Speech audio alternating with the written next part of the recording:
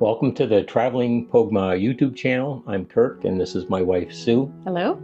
And today we're going to be talking about river cruises and whether a river cruise is right for you.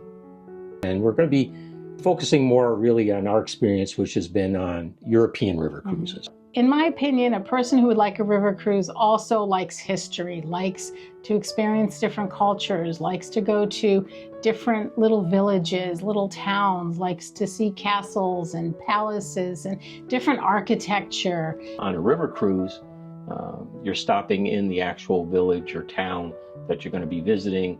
And that's, at least in Europe, a very authentic village and town that's functioning without tourists normally. And that you get to see it in a more authentic way. Yeah, and you're usually docked right in the heart of the city, and you can get on and off the ship very, very easily. So a typical day on a river cruise, you get up early in the morning, you go have breakfast, and then after breakfast, you'll catch a tour. Just about every river cruise, at least the ones the Americans go on, which is the ones really I'm talking about, will include a shore excursion in every port you go to, and that's included in your package. You're going to see a lot of historical sites. In some cases, you'll be just getting off the ship and walking around. In other cases, you'll be getting on buses and we'll be taking you somewhere, maybe a couple of different spots, and you usually have a guide. You always have a guide. That's provided, by the cruise company. And there's generally a bit of walking.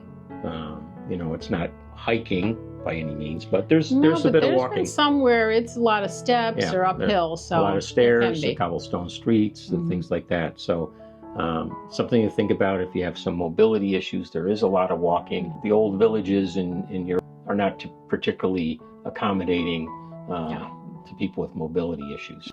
There are occasional excursions that will be longer, where you have free time at that location, and you might have lunch on your own and experience a local restaurant or something, a cafe or whatever, in your free time, and not go back to the ship. And some will also have scenic cruising in the afternoon, especially the Danube and the Rhine are very popular for the vineyards and the castles on the sides of the river.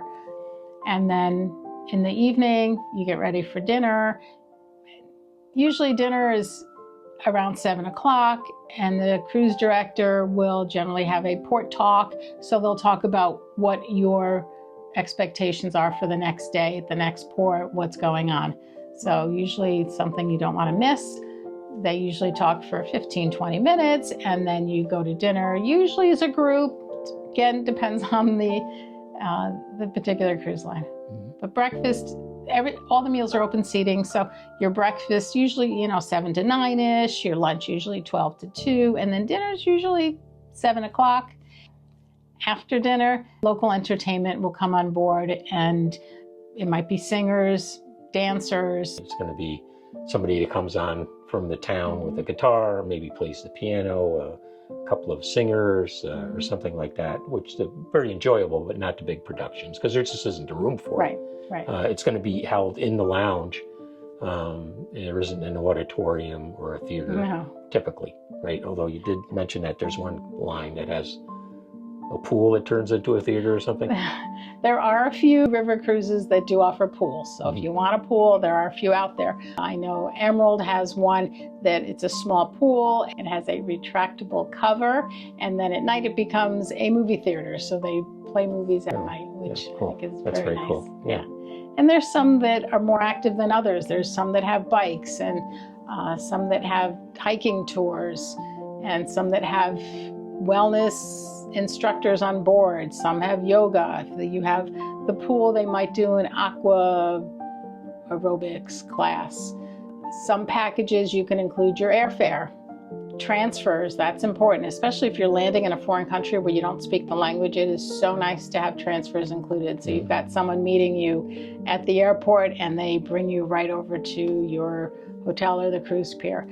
They also have pre-packages and post-packages. So if you're, let's say you're going to Budapest, I highly recommend you go in a day or two before, first of all, so you can adjust to the time difference and overcome your jet lag if you have jet lag. And also so you can see the city a little bit. There's so much to see in most of those European cities. And is this typically a young crowd, young jet setters on these things, Not Sue? typically. Usually they're your older crowd. There are family cruises. Adventures by Disney has a great product where they've partnered with Ama Waterways, and they do an awesome job with families in Europe, and that is great. Yeah, that would be the exception, though, right? Typically, these cruises don't have children on them. What about singles? So not all the cruise lines have single cabins. There are a select few that do offer single. So if that's something you're looking to travel by yourself, or you're a single person traveling with some other couples, definitely check with a good travel agent who knows river cruises, because there's certainly options that are out there for you as well. So another thing to consider, that why somebody might choose a river cruise over something else, is maybe somebody that's a little bit of a nervous traveler, right? Generally on these types of cruises, everything is arranged for you. You're never going to be far from land, and you don't have to deal with fear of the ocean or seasickness and those kind of things. So if those kind of things are of concern to you and you're a little bit nervous about that kind of stuff, then this is a very low stress kind of travel, right?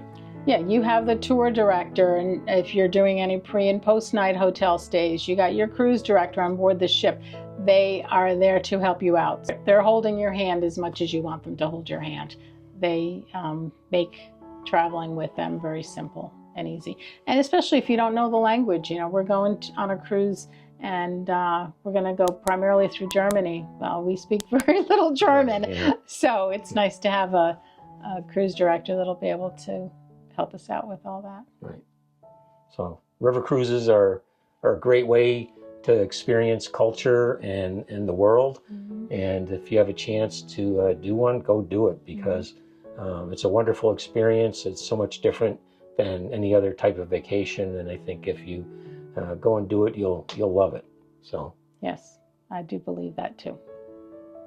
All right. I think we covered it. So thanks for watching. I hope the information that we gave about river cruises is helpful to you, and that you go and do one soon. We're going to do one in a few weeks from Prague to Paris. It's going to be great, and we hope to do a video about that.